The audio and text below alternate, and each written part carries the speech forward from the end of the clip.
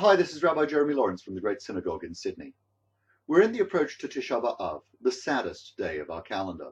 It commemorates the destruction of the first temple by the Greeks and the second temple by the Romans.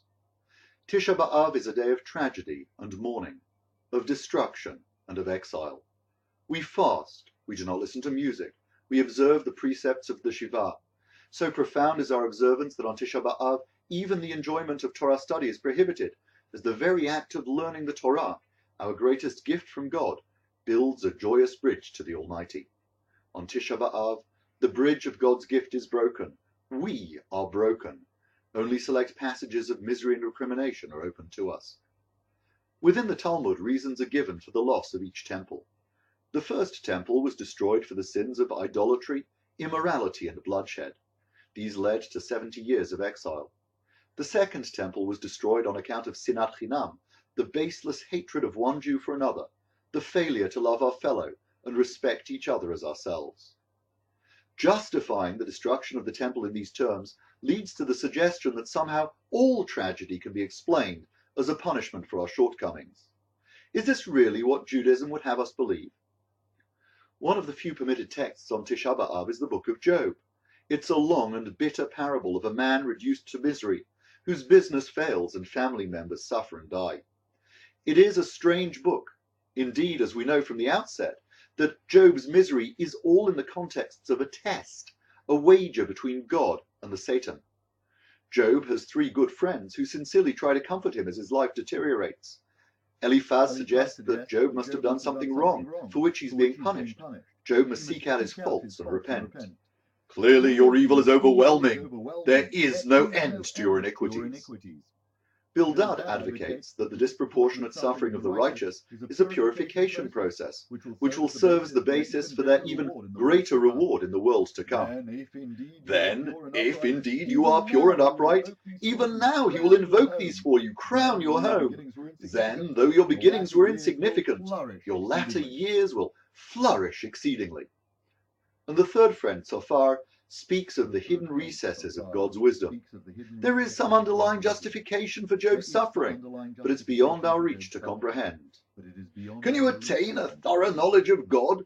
Could you penetrate to the ultimate reaches of the Almighty? None of these messages make Job feel any better, but how often we parrot them ourselves. It must be a punishment for something. Look to your ways and repent. Somewhere there's a long-term spiritual benefit, and this is the price that you have to pay. If God lets it happen, it must be good, and there must be a good reason for it. In fact, these supposed words of comfort are all false. Job's suffering has nothing to do with anything he has done or anything he might gain. Worse, the suggestion that he should look to his ways is an accusation that Job might have done something wrong. Far from being words of comfort, they cast a painful and unwarranted slur on the innocent. At first blush, we have a paradox. Our sages do give us reasons for the loss of our temples, and the most significant of these is sinat chinam, baseless hatred. On the other hand, on Tisha B'Av, one of the few texts we're allowed to study seems to have as its theme a God who afflicts the innocent. Well, that certainly would augment our Tisha B'Av misery, but can it really be that the book of Job gives us nothing to learn?